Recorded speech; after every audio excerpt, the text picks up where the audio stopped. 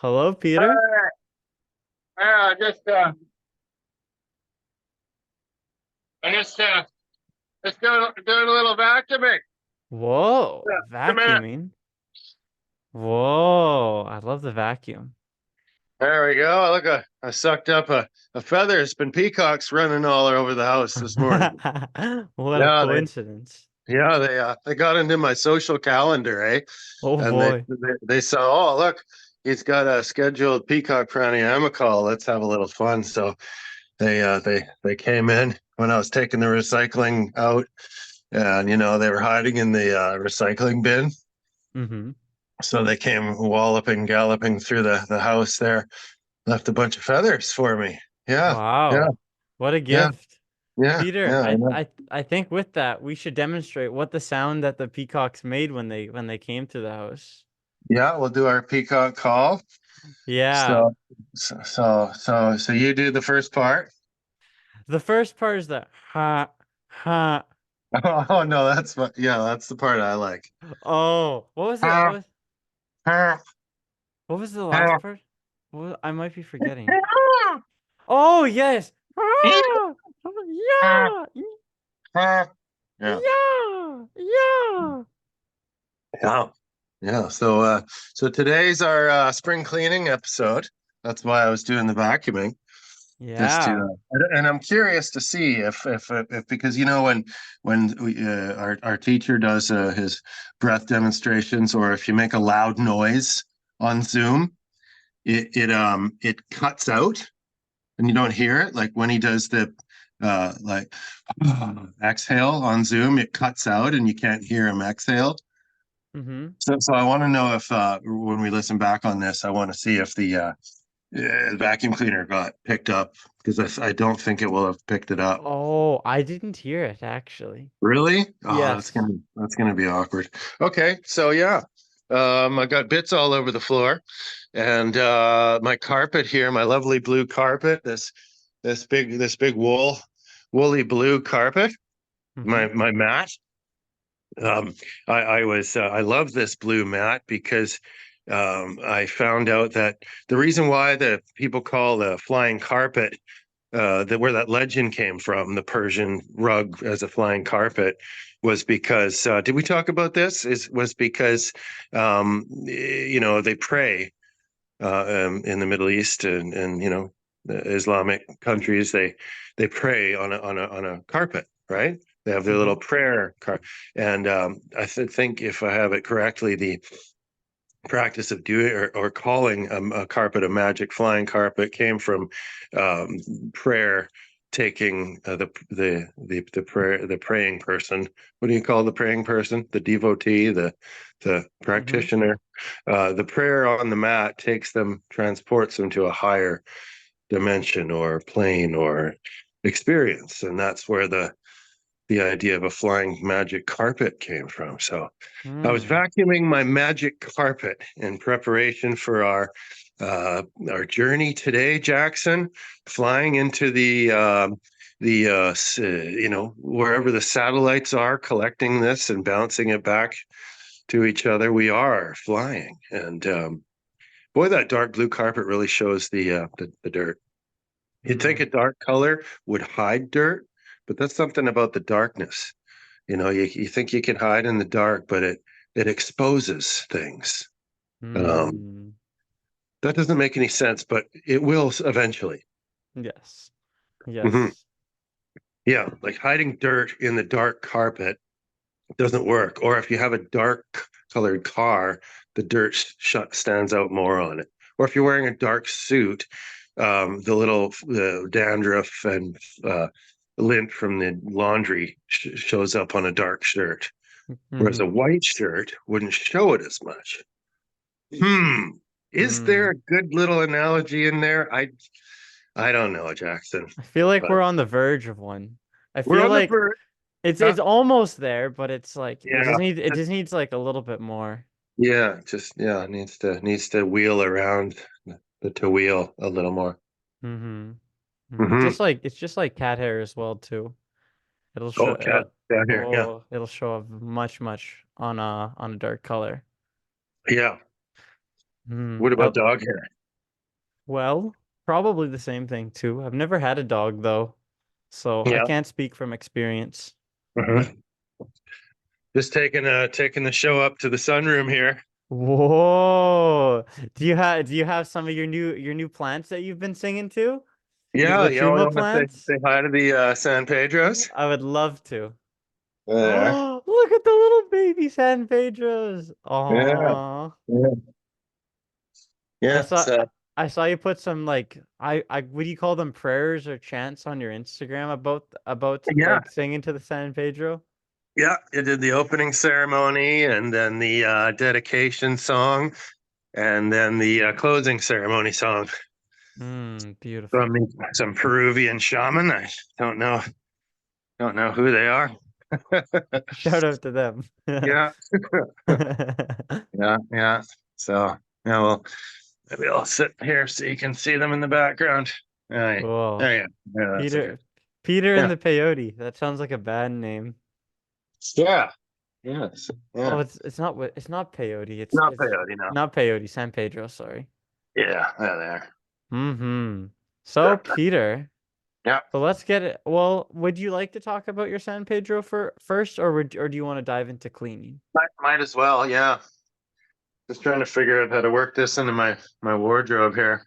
But Hmm. anyways, you know, the San Pedros, I got them off a website called Cactus Kingdom, and they're around $30 to $40 a cutting.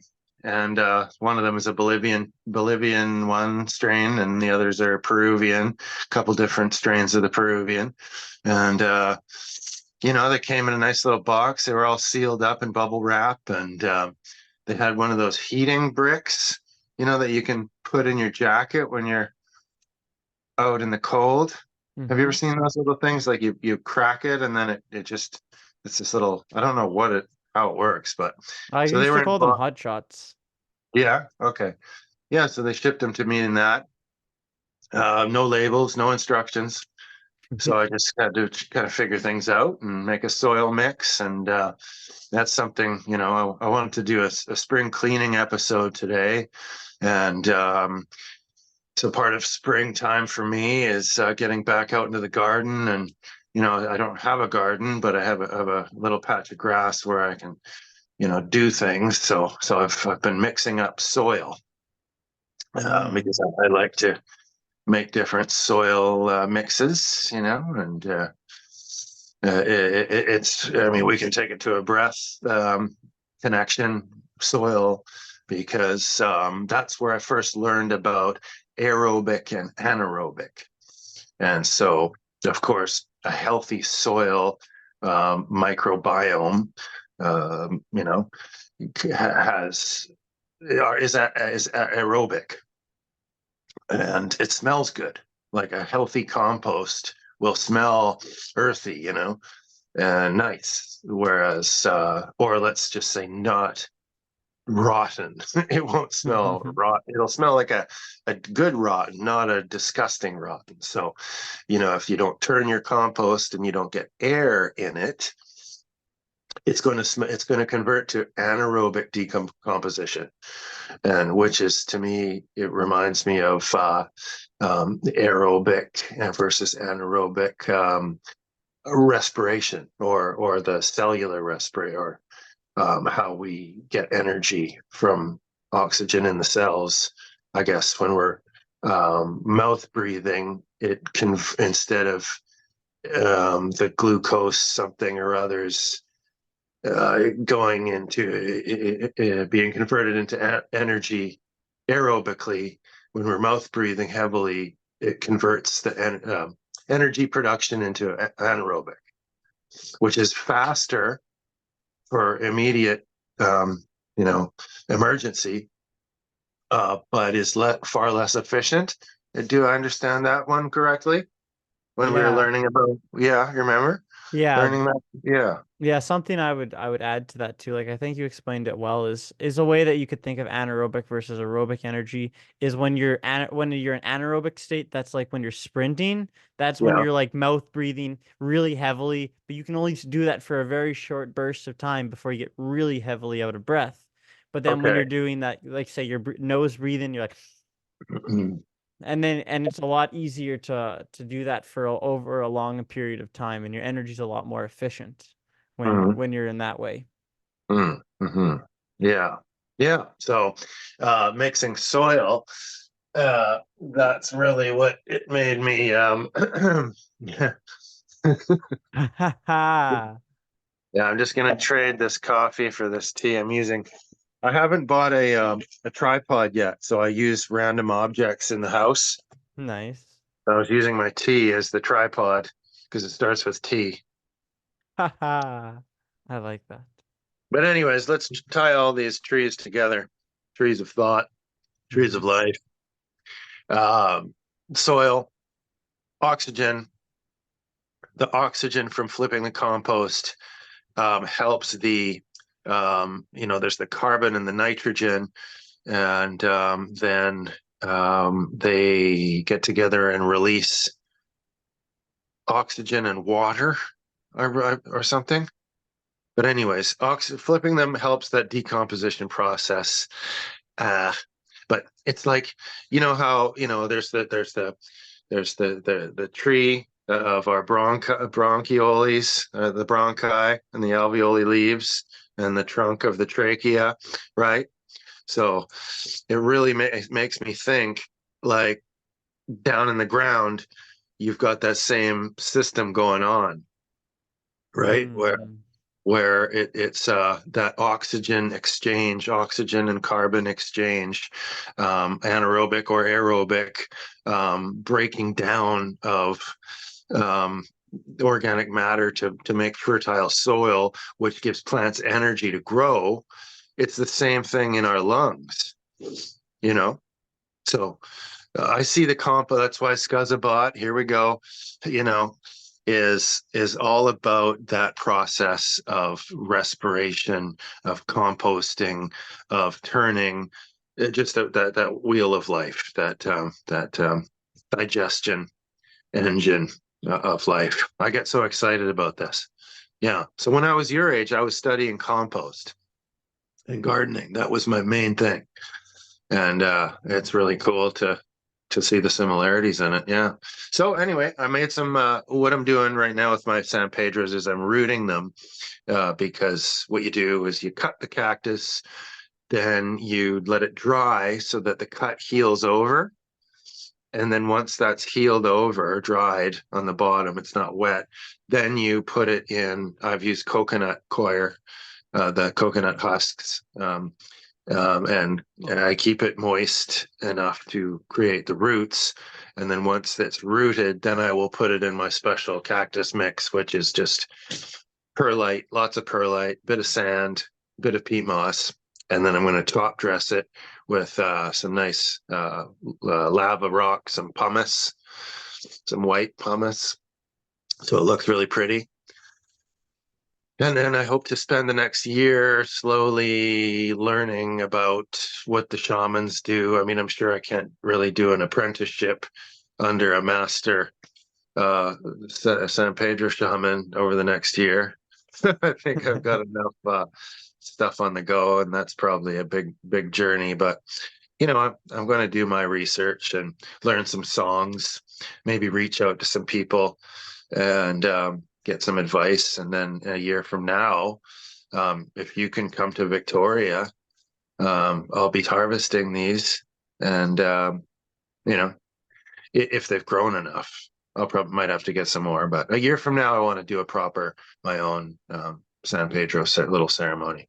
That'd be beautiful. I'd love to sit in on that, Peter. Yeah, yeah, yeah, sure. Let's That'd be do it. cool. We could have the harvesting episode. Yeah, yeah, and the boiling, an 8-hour boiling episode. Yeah, so Just have a camera watching over the pot for 8 hours.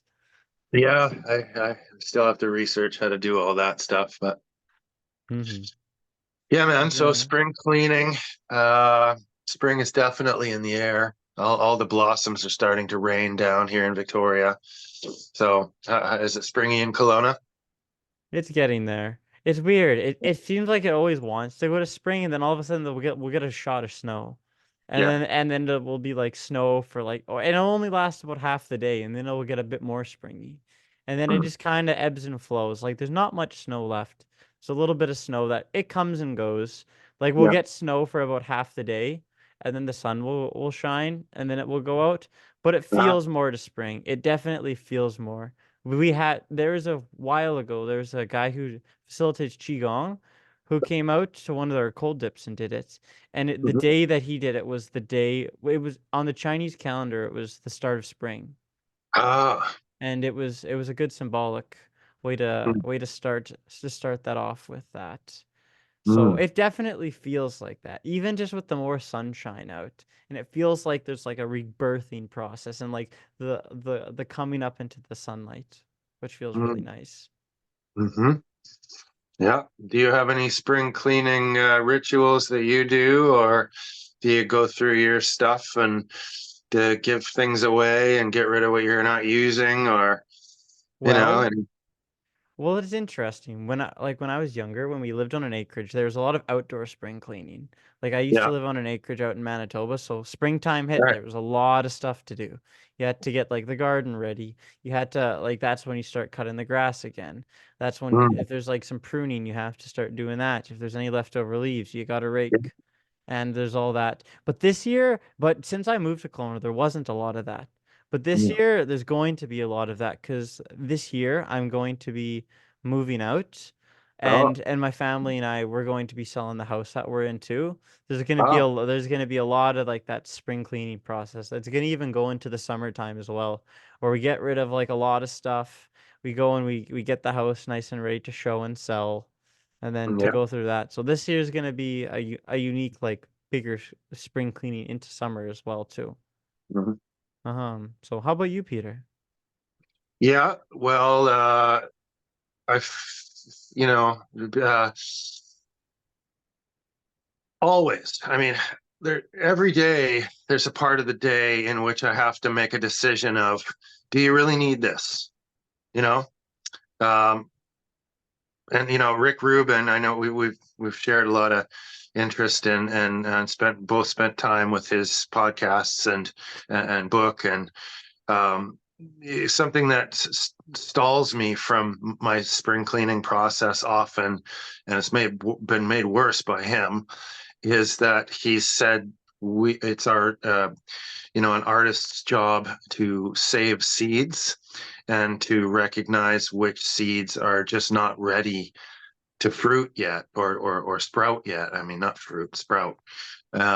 So being that I live in a small space, and being that there's more and more stuff, media, opportunities, people, um, things going on in our lives, I'm forced to make decisions of, do I keep this or do I give it away? Or do I try and sell it? At 2:30 after the podcast, I'm going to go and sell a pair of shoes, a marketplace deal, right? Um, but quite often I'll just look at stuff on a daily basis and go, right, I'm never going to get to that. I've been holding on to that piece of paper or that canvas or this piece of fabric or this weird piece of garbage I was going to make sculpture with. I've been carrying it around, and then that's it. It's got to go now. And I try and develop a good intuition or feeling or a sense of whether or not I'm actually. But then, of course, as every hoarder knows, as soon as you get rid of that thing you've been keeping for years, an opportunity comes where you go, "Oh, I just gave that." Someone goes, "Do you have a blah blah blah?" And you go, "Oh, I was keep, like stuff like that." So I struggle with that.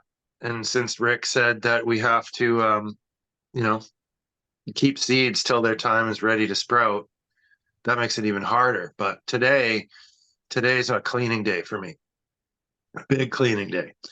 I'm going to be taking a bunch of unfinished canvases and art materials to the local free pile spot in Fernwood Square here in Victoria, BC. There is a place called Fernwood, and there's a lovely square communal area by the Belfry Theatre that has a gazebo. And this gazebo is headquarters for free piling. I don't know how many places in Canada or North America have the level of free piles that Victoria does. You know, it's very commonplace if you don't want something to just put it at the end of your driveway. And people are always cruising around looking through the piles, and they go like that. You can put anything at the and someone will take it. Mind you, most people are high on drugs, so they they take what it doesn't matter what it is, just take it because they so and I guess that's part of my story too, you get stoned or something and then you find something and go, whoa, I'm totally gonna use this, and then just sits in your house. But yeah, so I think I've mentioned before on here that my artistic process is a constant state of shuffling through my junk. You know, I collect Mhm. stuff, it sits, and I come back to it and go, is this idea still relevant? Yes or no? And then it either gets organized into a new pile or it has to go. So today it's clearing stuff out because, of course, with the spring comes so much new opportunity and energy. And, you know, you sign up for this course that we're in, you that opens the door even wider, right? So Mhm. yeah, Yeah, I understand with that. And it's interesting about how there's so much free piles in Victoria. yeah, That's kind of a cool thing. I yeah. mean, I've seen some of them growing up, but the to talk about one or how Victoria has so much pronounced, it's very interesting. In I Kelowna, do you have free do people free pile in Kelowna?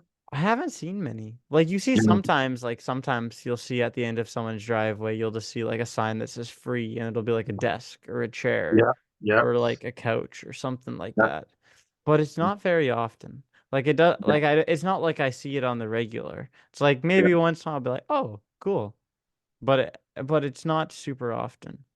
Hmm. It's Hmm. interesting that you even talked, even with the course that we're in, about the spring cleaning, because one of Yeah. the things that reminds me of is I've really started to get into a mode of starting to do like my one-on-one breath assessments and really start to like bring that in more.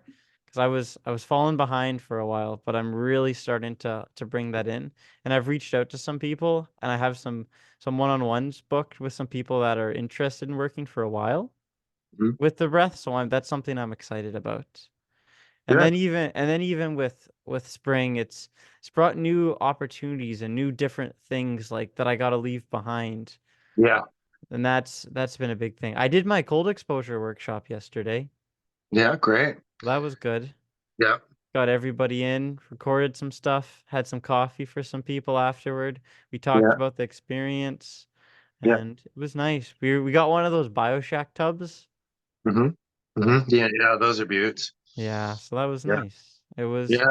It was nice to be able to bring in new things. And for this spring for me, one of the big things that's came in is really just making sure I really dial in on the breath and focusing on the breath.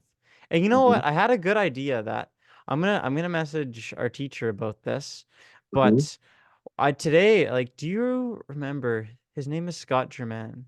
He was in Yeah. the Got like it. Lightforce One. Mm. Woo! Yeah. So Oak from anyway, Acorn. Yeah. wait, what did you say the last part? Oak from Acorn. That's Yeah. his Instagram. Yes. Oak Yeah. from Acorn. Yeah. So we did a breathwork session today, and that was pretty cool. It was What? really nice. Yeah, we did it over Zoom. What? Yeah. How did you hook that up? I saw him at Divine Remembrance, right? and well, that was Jeff had that event in November, and Yeah. we connect. Whoa, one sec. We connected during that, Ah, and then from there we just were messaging, and I messaged him and I um, was like, I'd love to do a breathwork session with you. I'd love to be taken through one. And then he said, great. And so we went and we set it up. But yeah, one of the things that I was thinking about that could be a cool thing with our breathwork course, and yeah, even with like the new generations coming up, is if say we got someone from the Lightforce like container who yeah, already had done the course and someone who's going with it, and they yeah, could almost have like a mentor, you could say, or yeah, someone who had done it. So that way you can check in with them and talk about yeah, like what you're feeling, what you're going through, any challenges you're coming through. And they can be like, oh, when I was in Light Force, this is what my experience was like. yeah, yeah. Well, I'm sure our teacher will probably be interested in, supporting that. Mm-hmm.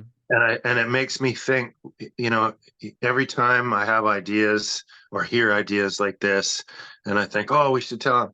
He goes, yeah, actually, I mentioned that several times to you guys. And I'm like, most stuff I tell him, he goes, yeah, I mentioned that in the chat or on a call once, and I go, oh, you did? Because there's just so much material. Yes, there is. But man, that's good for you, dude. Yeah, I'm gonna reach out and see if he can do one for me too. Sure. Yeah, Sure. Good old Scott. It was yeah. good.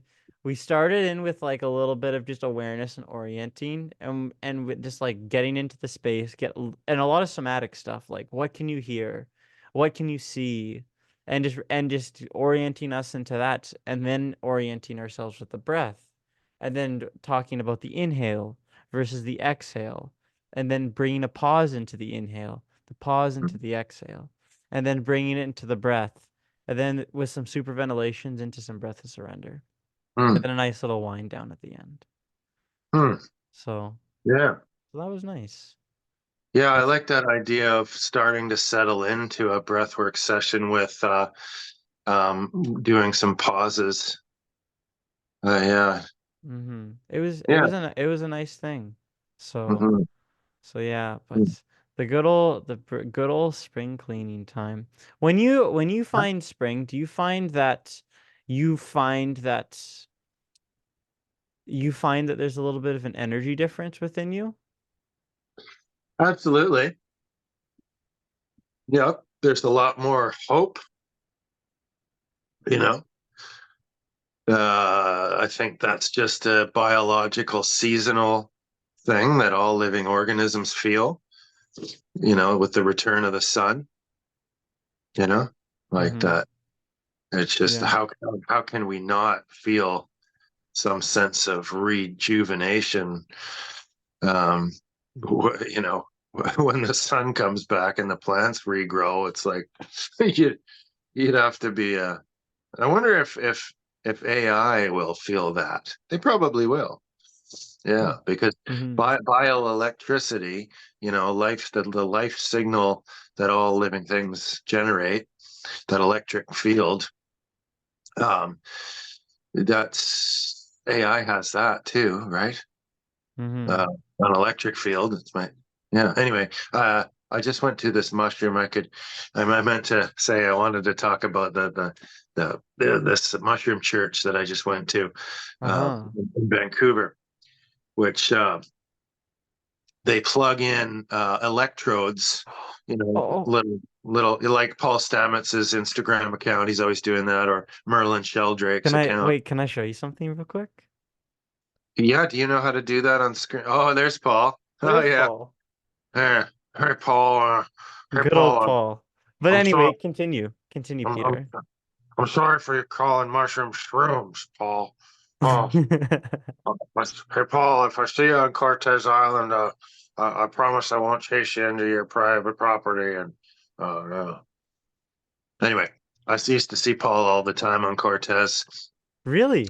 I was living there for a tiny little bit, and you'd always see Paul, coming into the market to get sushi on a Saturday. but he gets all kinds of freaks sneaking into his private property, you know. Oh, So I never talked to him. I just gave him a space. But yeah, yeah, that's so this thing with the bioelectric. So this dude called Modern Biology on Instagram. He Vancouver musician, so he plugs electrodes into mushrooms and other plants and picks up the bioelectric signal, runs that through his synthesizer, modulates it somehow, and puts his own various rhythms behind it. And so this was in a church in Christchurch Cathedral, Burrard, downtown Vancouver. And so the acoustics were incredible. And the fact that, that wood in there has absorbed over 100 years of prayer and devotional singing.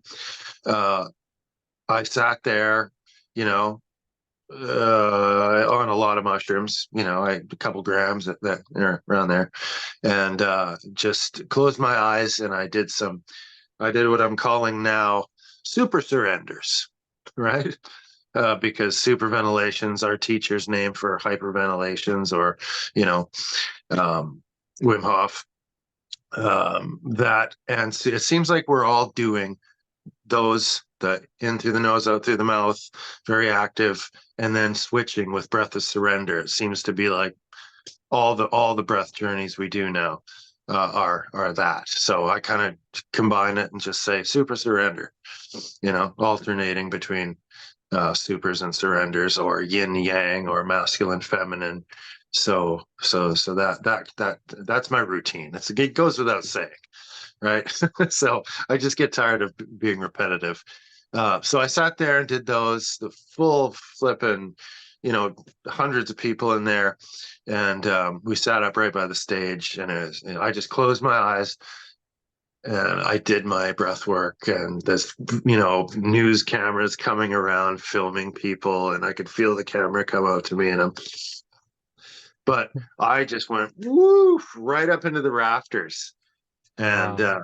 I tried to just see the sound waves, and feel them go into the wood, and sort of resonate with the prayers that had soaked into the wood, and sort of let that all come back down, And I don't know why I was talking about that, young Jackson. Why am I talking about mushrooms and electrodes?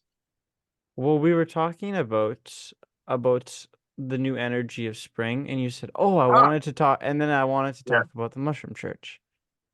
Oh, you did. Oh, Okay. you said you wanted to talk Yeah, about I it. did. I did. Anyways, I can't remember, but that's yeah, that new energy of spring. Oh yeah, yeah. I was talking about the bioelectric signals, and we're wondering if AI robots will have what kind of electric signal or magnetic field they will have compared to a human's electric signal. That's how we got there. Yeah, that's right. Hmm. That's right. Yeah. So it's your turn to talk. I could keep going, but we gotta keep this fair. That's So cool. That's cool about the mushroom church. It's funny. I saw it on Instagram and I've saw you the did. videos about it. So that's so cool that you went there and you're able to do breath work within the space too. That sounds like it Oh was yeah. I such a wouldn't mess beautiful that up. experience. Yeah, we can't miss that opportunity. I mean, do you go, are there certain moments in your life now where you just go, I don't care where I am or who's around, I got to start doing some breaths right now and dive into that? I'm starting to get there, yes. Yeah, I'm yeah, starting to get there. I'm not yeah, like it hasn't been a ton of moments, but there is definitely I've had moments where I'm like, this is a time for breath. Or I find especially in my days off or something, yeah, when I'm just around, I'm like, this is a time for breath. Or yeah, this is a time for this. yeah. Mm-hmm. Yeah. But yeah, huh. That's so cool to hear about that whole story. There's something I was gonna say. Oh, AI. Have you worked with AI much? Well, I asked Chat GPT or BT? PT. ET. Mm-hmm.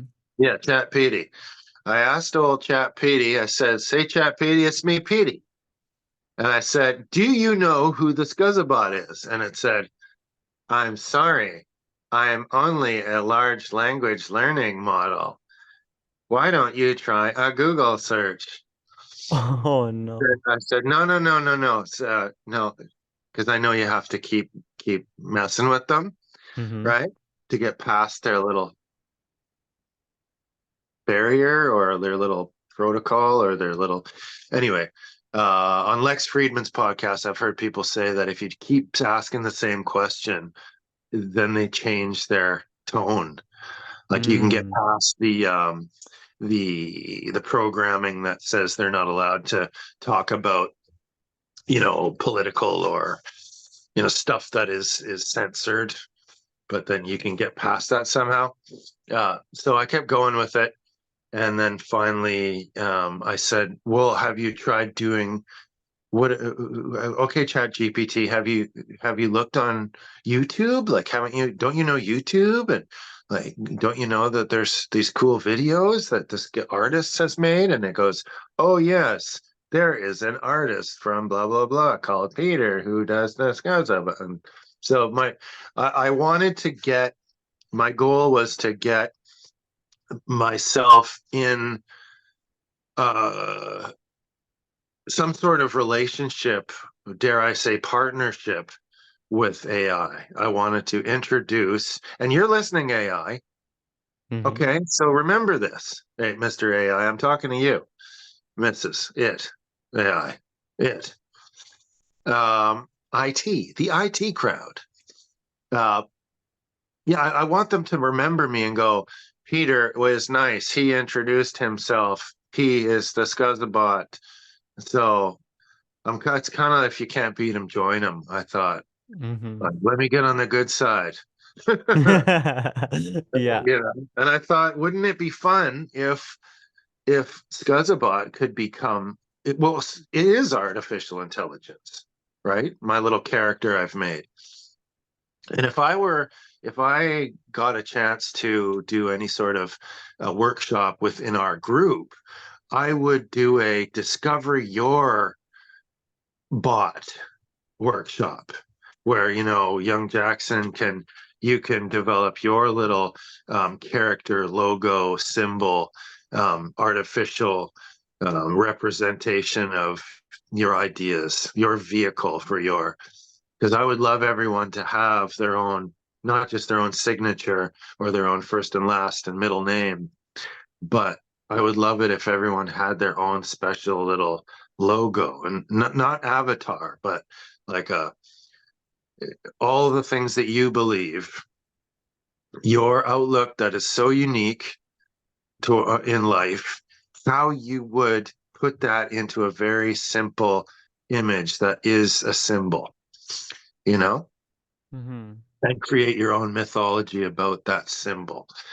And I think that would be neat if we could all do that. So I would like to do that someday as a Mm-hmm. workshop. But I would love to be part of that. That seems like, especially it would be in I think our group would be a yeah, great group to receive that, because we're at the yeah, point where we're starting to show ourselves more in the world and put yeah, ourselves more out there. To yeah, have yeah. a way to represent ourselves would be nice. Yeah. A logo is so powerful, man. Yeah. I really believe it's more than words. It's a crystallization of words into an image. It's hard, dude. It's so hard to refine it.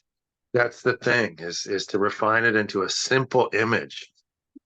Is because we want to just, but I want to put this in and that in and this in and that. Well, see, you can't. Yeah. So yeah, but have you talked to the GPT? PT? So I'm just starting to learn and get to know the GPT.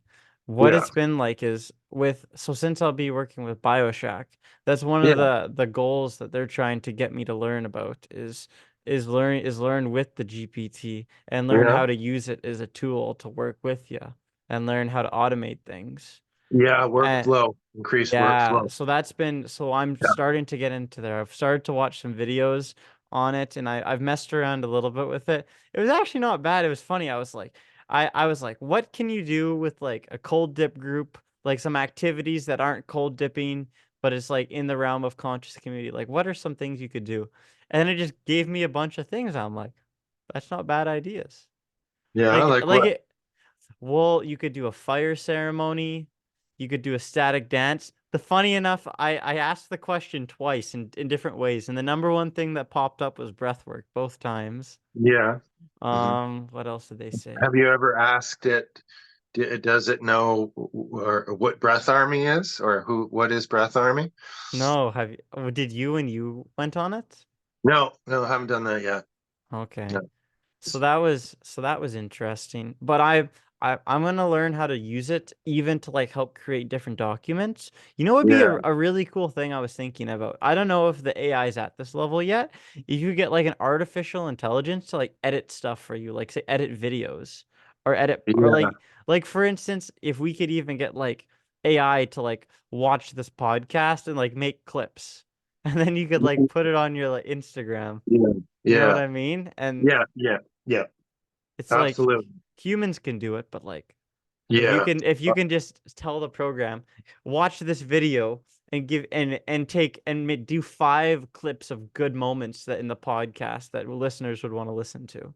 Yes, that's the key words is clips that listeners would want to listen to. And you could even go further into that. You could say that people who are into breath work, conscious community, you could say mushrooms, like you could just use those even keywords that like Chat GPT is able to like know that and be like, oh, that's what the audience wants based on like those different words or phrases. Yeah. All righty. Well, then, here's a homework project. Is make a trailer for this podcast. On Chat GPT? Yeah, but what AI program would we use to just say, uh, make take these? This is episode 6 or 7.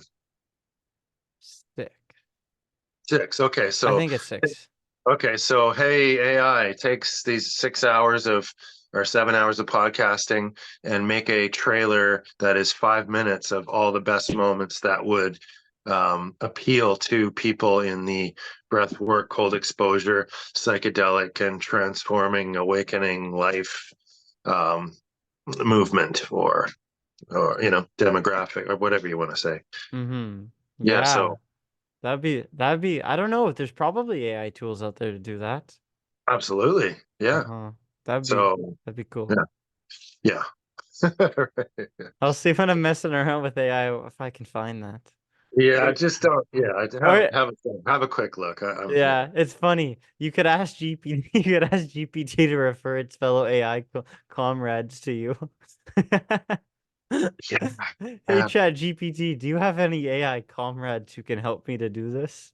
I wouldn't use the word comrades, though. They might get kind of communist. So yeah, Uh, yeah, ask yeah. oh if a robot had like had a brother, what would it be called?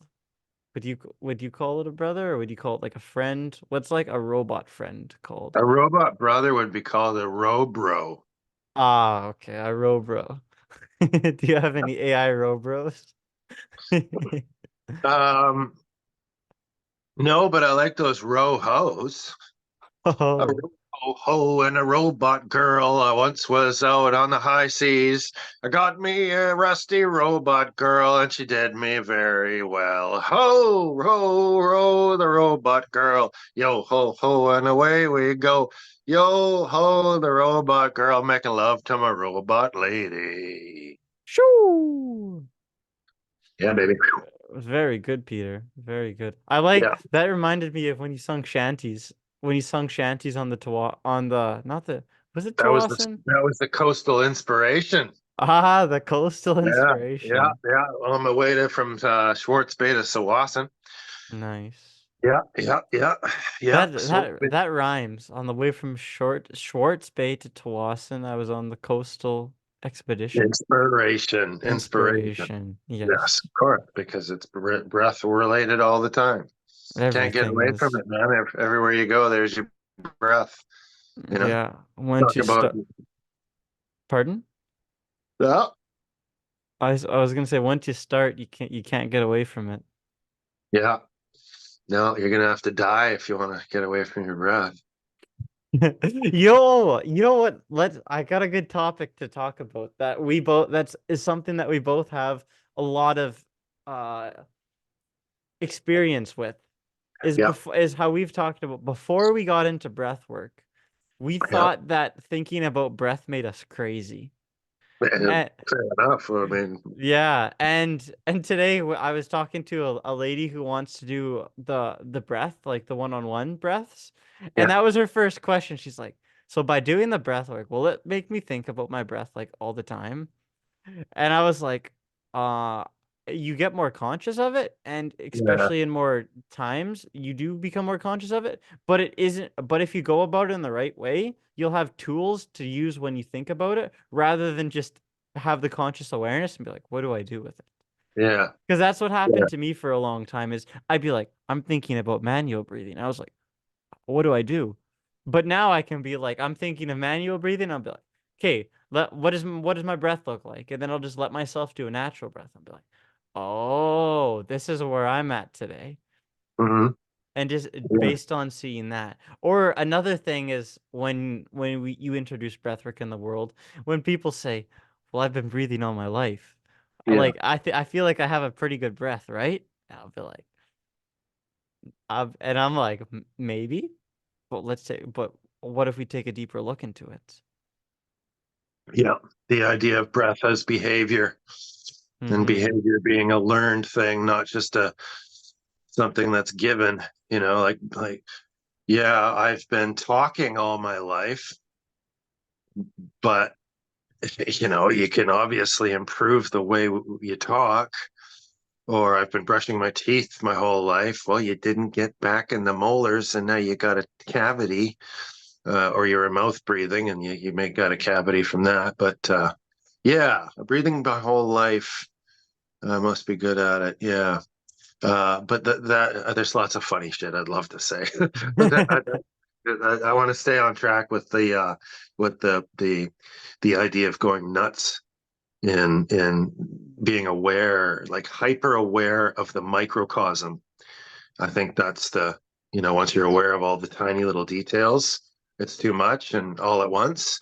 So I'd like to find a way of telling people gently how to do this, introduce them to breath work without them having to be scared away. I mean, I think it's part of the process, facing the fear, because I think the resistance within us is going to say, no, no, no, don't focus on your breathing, because that'll unlock all kinds of shit that we want to keep hidden. Just keep calm and carry on, right? So I think that is part of the process, is facing that fear and that little insanity. But maybe giving people some tools, such as, like you were saying, I know that from that new study that our teacher posted, which I hope you get time to look at soon. I don't know if you have, but it talks about the vasoconstriction of decreased CO2, uh, shutting off the neocortex area. And so I think by telling people that are going, I can't think about my breath, so hyper focused, giving them the tool of breath holds, such as a simple thing. I mean, box breathing is kind of the basic bitch of the breathwork world. Everyone goes, yeah, my counselor told me about box breathing. And I go, yeah, I know. I because I love it too, but I hate being the one who does things that are obvious, and I like being so but that's a great one for just saying, here, just do these little breath holds. Or there's the apnea breathing, right, with a inhale, do a breath hold, and then an exhale, and then inhale, do a breath hold. So, or even, yeah. So I think that's what I would tell people if they were to say to me, thinking about my breath will make me go nuts. So I'll just say, experiment with the magic of this little breath hold, and Mm. see how see if that helps. Yeah. Yeah, I think that's a great one because even just the increased carbon dioxide sensitivity for people, I think Mm. that can be a great thing for people to see what it's like to actually have a little bit more carbon dioxide level in your body. Because say you've been like a chronic hyperventilator and Mm. your CO2 levels are really, really low all the time, and then you start to bring them up, it's like, how does that make you feel? What is the Mm. difference that you find? There's a guy that was during my breathwork workshop, the second one, and he said he felt this is the most calm he's felt sober in years Oh, after oh, after yeah. the breath work. And just hearing that, I feel like, oh, that was probably largely related to the carbon dioxide levels in his body going up, just with the different breathing techniques that I did with them. What were you doing? Okay, I gotta remember back. We did some cadence breathing. We Yeah. did some like extended cadence breath. We did some alternate nostril breathing. Mm. We did some 4-7-8 breath. Mm-hmm. And then we did some, I think we 1-4-2-2-8-4 breath.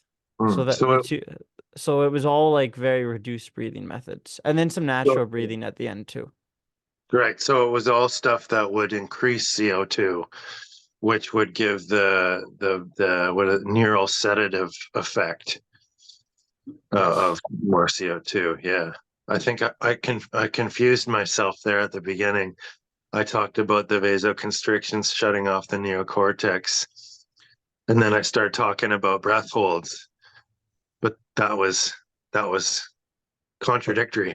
Like I Hmm. just contradicted myself because it's Hmm. the hyperventilating that creates the low CO2, right? Yes. Yeah, or the mouth breathe. Yeah. So, oops, I Oh just wanted well. to correct myself there. Yeah, Well, and you can't really tell. It's hard to tell someone who's just getting started to start doing hyperventilation. Like day to day life, when someone's walking around and you're saying to be conscious of their breath, and they're saying that that makes them go nutty. Uh, I want to think of the best exercise to give them for that. Counting their cadence or doing apnea breathing or box breathing. what about natural breath? Natural breath, natural being um, at the Hmm. bottom of the exhale, stopping breathing until we feel the urge to breathe in again. Yes. That's natural breath, right? Hmm. Yeah. Okay. That Yeah. could, I mean, yeah, Yeah. Or I think the apnea one's very good because it because they're both really. the opposites, right? It's like kind of Hmm. a hold at the bottom versus a hold at the top. And Hmm. the natural being a lot less intentional, or like you're not purposefully doing a hold, you're just sort of letting it go and resting and resting rather than holding, maybe. Yes. Yes, Yeah. you're waiting for that natural inclination Yeah. rather than in the apnea breathing, you're consciously holding your breath. Mhm. I think people at first, when they're focusing on their breathing and not used to it, maybe they just need something to do, like similar to Mm. a fidget. So if you give them a task, instead of just thinking about every little breath, give them a task to do, such as the natural breath, rest at the bottom of the exhale, or the hold. Yeah. Hmm. Yeah. Yeah. Yeah, I think that would, because that way it keeps their mind busy. That's like even when people get into meditation and they Yeah. and they become aware of their full world of thoughts. Just tell them to focus on Yeah. breathing in through the nose or breathing out through the mouth, like something Mhm. like that. Because that's how I started meditating. It Oh was yeah. too much for me to just sit in silence and just sit and just be. So I thought of the actual breathing mechanics of what it looks like I in my anatomy when the breath goes in through my nose, it's going through there, it's going down my windpipe in down into my body, filling up my lungs, what it looks like going out. Hmm. So that Yeah. was that was like that's like keeping the mind busy or keeping the mind Yeah. focused on one thing rather than the whole chasm of thoughts. Uh, yeah, it's tricky. It's really tricky because most people I talk to they immediately they have an excuse or a reason not to. Like, oh well, I can't do that because then it makes me, feel a certain way. So it's really Mm-hmm. tricky. Yeah, yeah, Mm-hmm. yeah, I understand. yeah, man. Oh, one little thing I'd like to mention too is I had a buddy that came to my cold exposure workshop and I showed him your art and he was really interested. And Oh, cool. I thought I'd let you know about him. He followed you Yeah. on Instagram yesterday. His name is Baba Booey. Oh, Baba Boy. Baba Yeah, Booey. yeah, Yes. yeah. Right on. His name is Ryan and I was showing him all your Okay. artwork. Cool. He's Yeah. a kid. He loves rock climbing as well. He also has gotten quite into arts as well. Yeah. And Great. I Yeah. was showing him your stuff and he was digging it. He was Yeah. digging the Right. Skuzzabot. Right on. I'll say hello. Yeah. Sweet. Yeah. Yeah. Cool. Cool. So Yeah. yeah. Well, is there anything else going on for you or anything else that you feel the want or need to talk about? Yeah. Yeah. I wanted to talk more about the cleaning, but I can't think of anything to say off the top of the head right now for that. Um, there's our projects. I wanted to ask, when you did your cold exposure, did you do that looking into the eyes part of the participant? Yes. Well, Yeah, you did. okay. I did that if I kept the eye contact on them, but I Yeah, wanted to see but some of like there was one lady who did keep the eye contact, yeah, but then there is like I one of the participants was my dad, and then the other one was like my buddy Baba Booey, yeah. and they both You got it. wanted Baba Booey. They wanted to keep their eyes like down, and they kept their eyes kind of closed or down the whole time Yeah. and I did that, but I had it so where it was the eye contact was there, and I told them if you'd like, I will look you in the eye to support Oh, you. Like okay. kind of before going into the water, I like when I was talking about it, I gave about half an hour of information, and then I did 8 minutes just talking about what's gonna happen before, during, and after. Mhm. And then I spent 8 minutes talking about that, and that was one thing I explained during then too.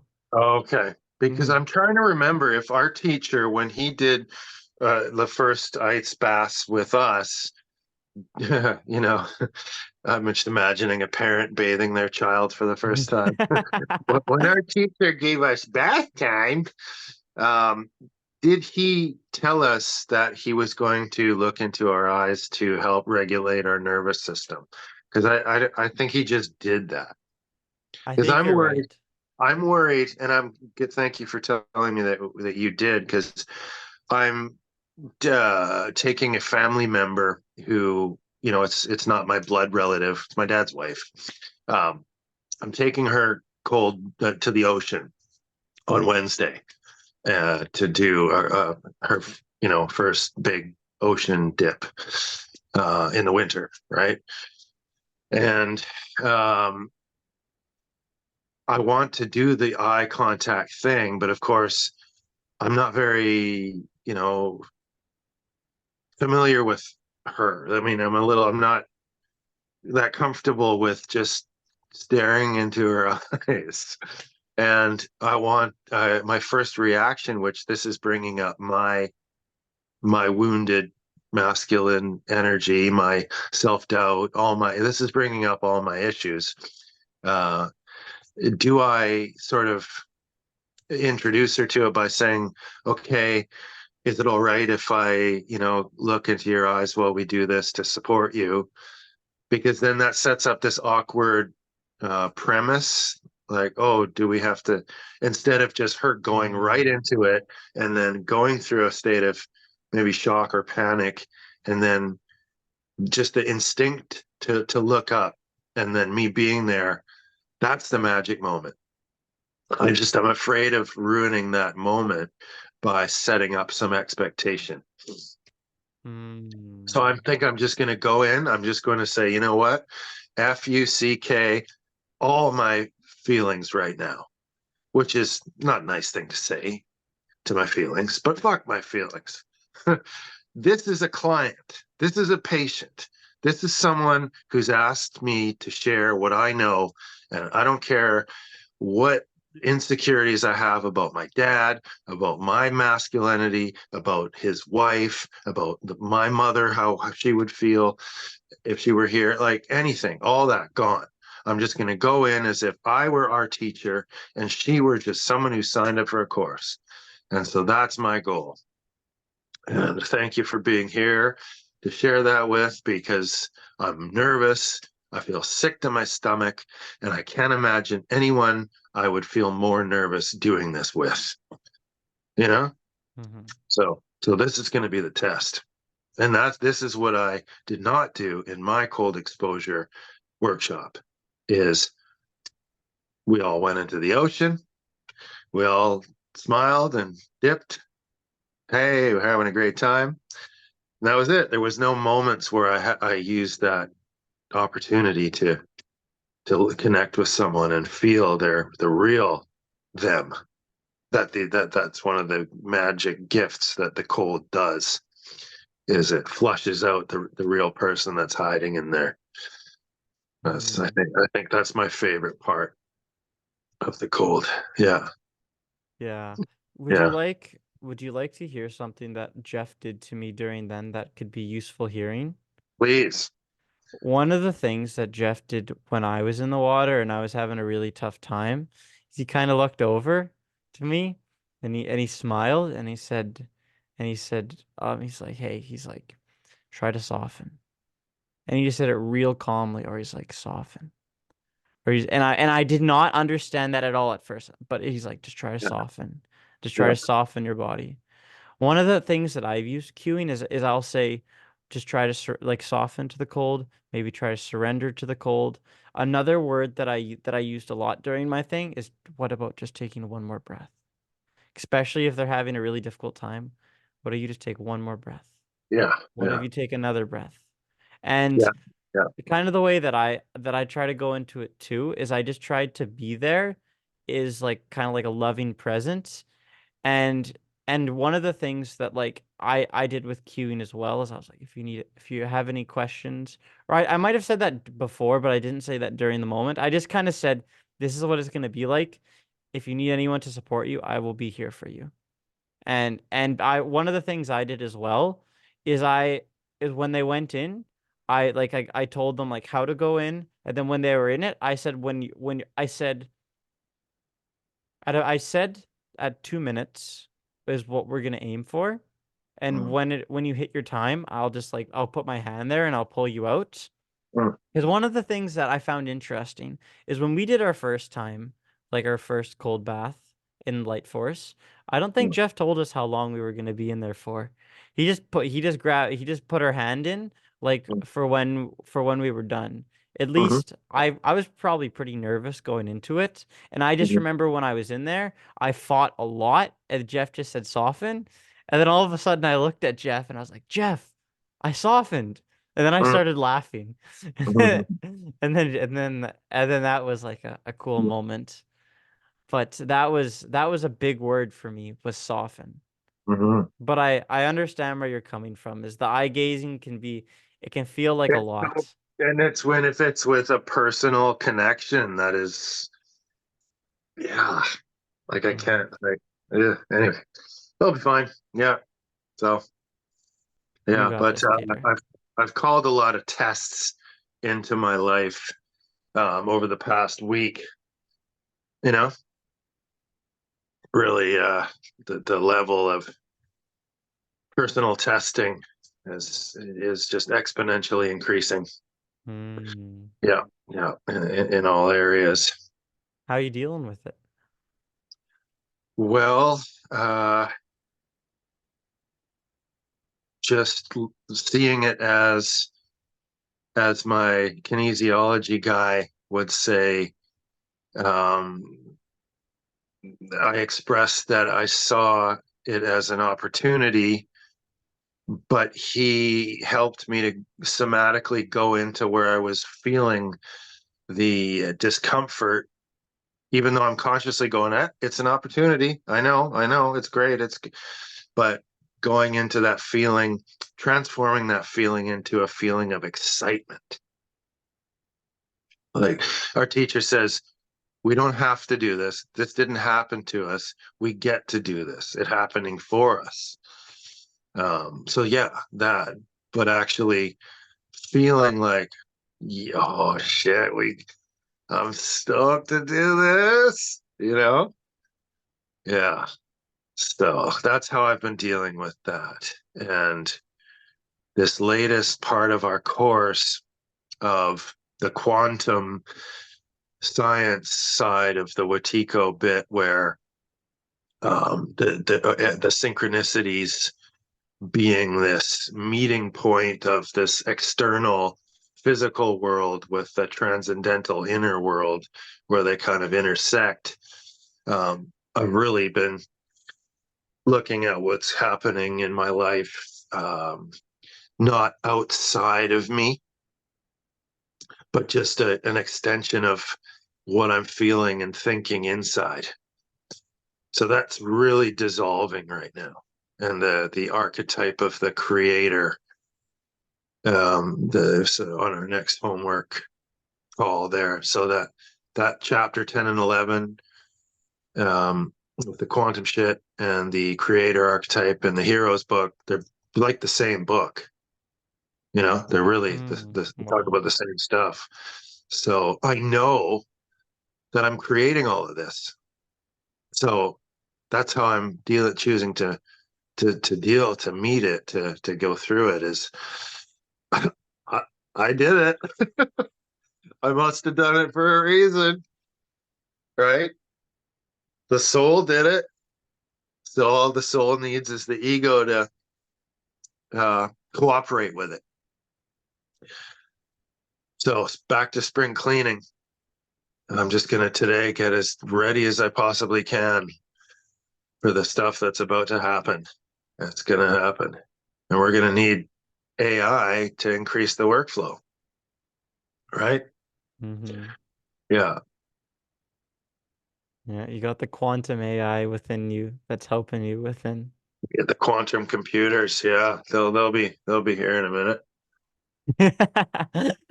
The quantum computing AI. Yeah, instead of ones and zeros, it's going to be all these other combinations of things, right?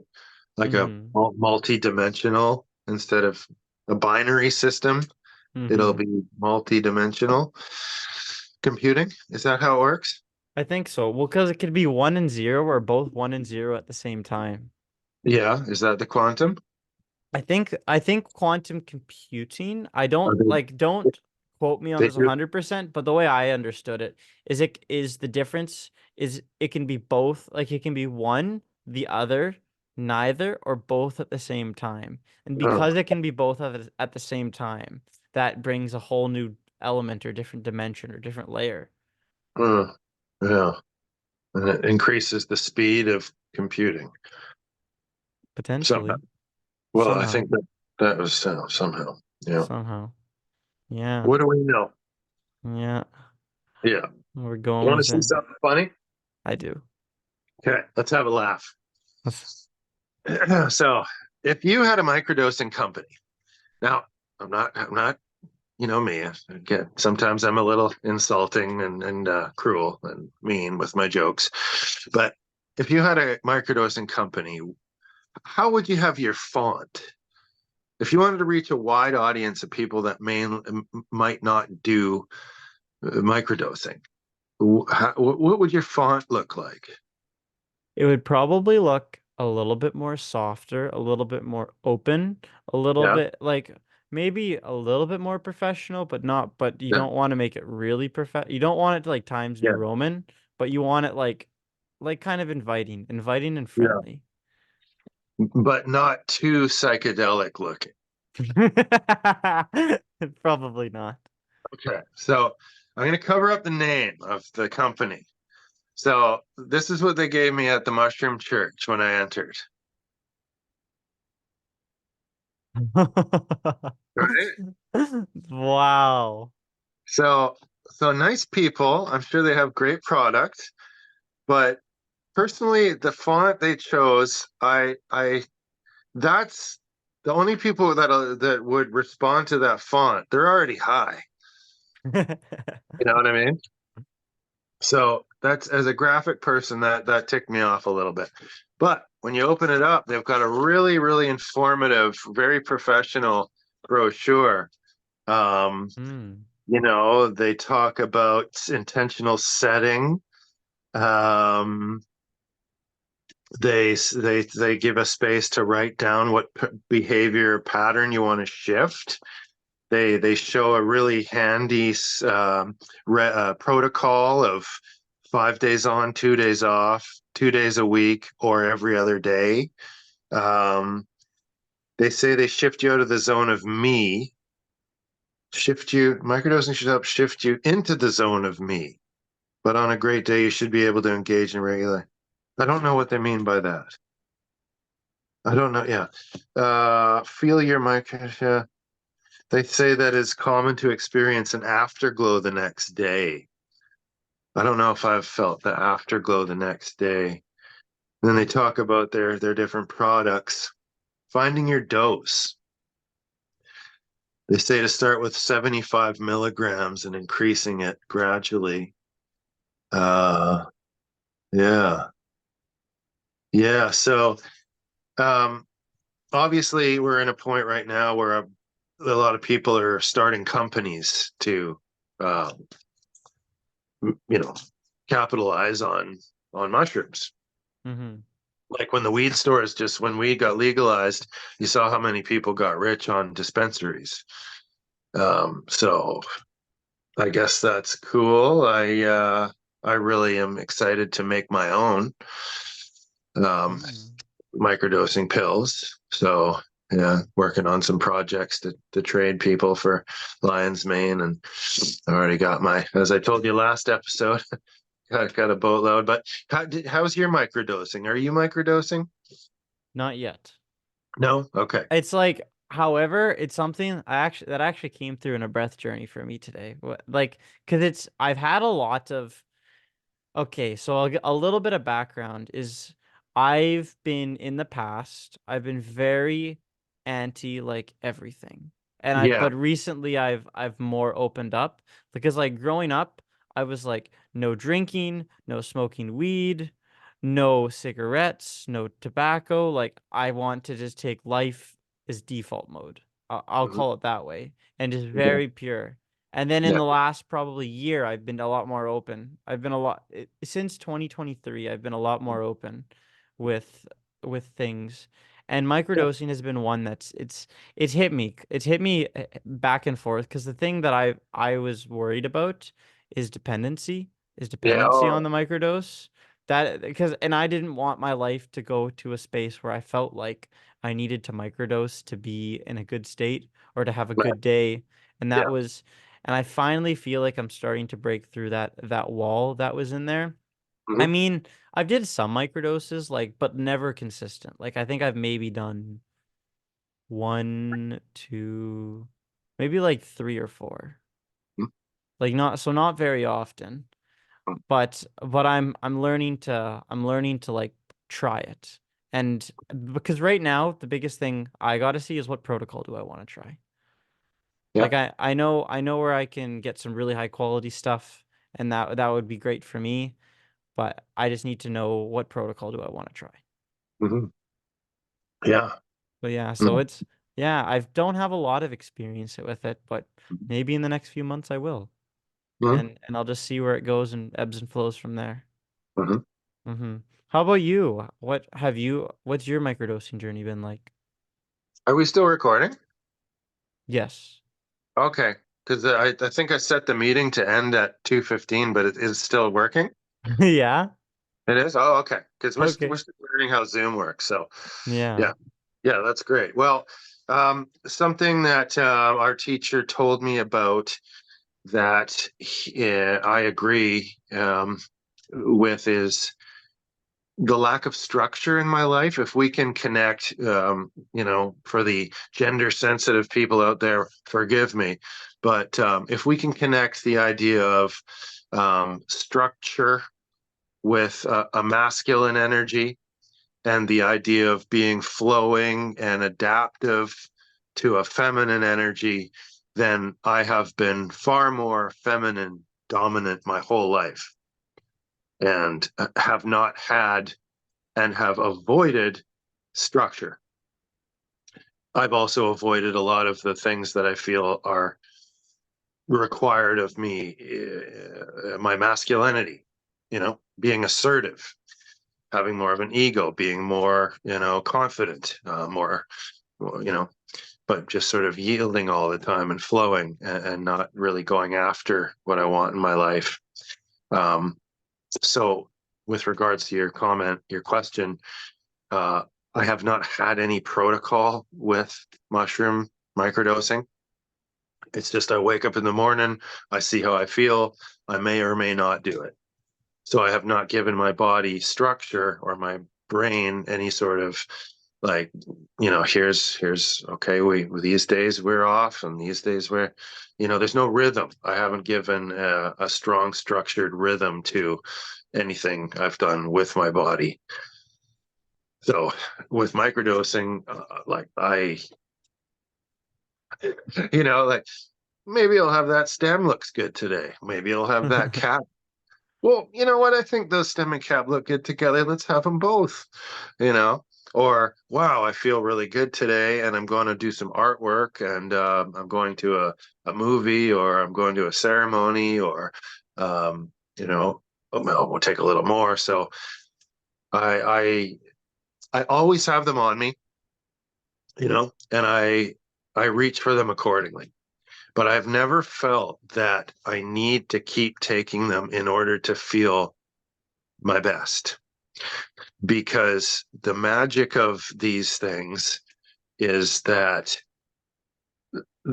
I think the spirit in them will let us know by making us feel uncomfortable when we need to dial it back. And then some days I'll go, you know what? Yesterday I had such a powerful day and I really, really felt the magic and connected. It was a little overwhelming, you know? So I'll say, I'm going to leave it for a few days and then I'll forget. Like what kind of a, substance that you would be worried about getting dependent on? Would you just straight up and go for forgetting about it and go, oh yeah, yeah, like, Mhm. So I am so grateful to the medicine for me because of coming from substance abuse. It has always given me, communicated with me when it's time to let go. And it's even more profound knowing that, like, wow, an intelligent medicine like that'll talk to me and tell me like the doctor is in the medicine. There's no separation between doctor and medicine. It's right. It's one and the same. So I really think I can hear a lot better now what it's telling me. And today Mm. I had one tiny, tiny, tiny little cap, tiny, just this minuscule little thing. And boy, Jackson, it blew me away. Like I sat down with our homework and I was just like, just, just taking so much of the messages from that book that they're awakening the heroes within. And I was doing some housework and I was communicating with my girlfriend and just feeling like all this overwhelming, not overwhelming, but outpouring positivity coming up. Yeah. Mm. Yeah. So, and probably tomorrow, I'll think back on today and go, that's enough, dude. I need a day of just back to baseline because it Mhm. makes me love the person that is not high. It makes me appreciate the person that is not at peak. I don't want to be at peak all the time. How annoying would that be? You're always like, guns blazing, are always super in tune. Like I want to tune out a little bit and get a different perspective because, Mm. yeah. But protocols, man, it depends on the day, you know. Yeah. Mhm. So Yeah. yeah. but I'm interested to hear how your journey goes. Mm-hmm. Yeah, It's interesting because what I've well I had some, but I recently I did a trade with a buddy yeah, and gave a bunch to him. yeah. So the ones that I was looking at, they're 100 milligrams, and Oh yeah, they're filled with a whole bunch of the other mushrooms like lion's mane, yeah. reishi, Mhm. chaga. I think just those three, Yeah, and then it's like yeah, a nice like you just take it and it's a nice just little yeah, nice. yeah. Yeah. I guess you could almost look at it. It's different than cacao, but it's definitely different and it's a different type of medicine. But if you Mhm. could almost look at it is the same way, at least in my head. At Mhm. least in my head, that would be something that would kind of help. Because that's the thing is like I feel like there is a thick wall that I was put up in the past. It's like you can't go and go through that wall because if you go through that wall, then you're allowing yourself to go into like the worlds of like all the things. Like Oh yeah. I had that was a really big thing for me. Like it was when I was 19, so 2 years ago. That was a really big like I don't know why, but I would just told myself I want to be 100% completely sober this year, like with Yeah. nothing, Mhm. and I did it. And but yeah, there was like that thick wall put up, like you had the opportunity, but I was like, no, no, no, no, no, no, no. Mhm. And it was Mhm. interesting, like going through that. But it's learning to like see things instead of just a big thing that's came up for me too is even just with growing up, instead of seeing things as black or white, can they be just gray? Mhm. And learning it can be a green light sometimes and sometimes Mhm. it's not. Mhm. And learning to go through there and learning Mhm. to be with that and to flow with that too. What about a blue light? Blue light? Yeah, Ooh, yeah. feel The like blue light. a blue light. Yeah, the blue light. And I've got about 3 more minutes and then I gotta go. Sounds But I good. wanted to end it on this. Is the blue what happened to my voice? DK, is that you? No, no, you're going through puberty. Oh, yeah. Okay, so the blue light is the magic light, right? It's the red, yellow, green. What's the blue light? That's the magic light. I wanted to bring it to the movie Dune. It's just released March 1st. Canadian director, forget his name. Excellent movie. Part two of the newest incarnation of the movie Dune. So go out and see it, Jackson. Take Mm-hmm. some mushrooms, turn your blue lights on, right? Because the Fremen, the people, the native people of the planet Dune, Arrakis, they are always high because they're the spice melange is always this in the air. They take it in all their things that they consume, and so they are always macro dosing, and their eyes have turned blue, and they've become part of the spice. And so I'd like to end it there if we could. Okay, Um, quick thing. Should I see part one before I see part two? yeah, well, yeah, sure, yeah, yeah. Okay. Just watch it online. Just Okay. stream it, and then go see the part two. Okay. Yeah, but I really Awesome. the books are where it's at though. What I love about Frank Herbert is that he combines the world's philosophies and religions over eternity, recorded history. He weaves them into the story, into a sci-fi story. So really, we're learning a lot about our history as humans, our spirituality through this really cool lens of the blue light, of the spice, of integrating psychedelic plant medicine with everyday life and functioning with the earth, part of it, Cool. conscious with it. Oh yes, Oh oh yeah. yes. Oh All right, yes. peacocks out. Peacock's out. Thank you, Peter. Have a beautiful day. You too. God bless. God bless.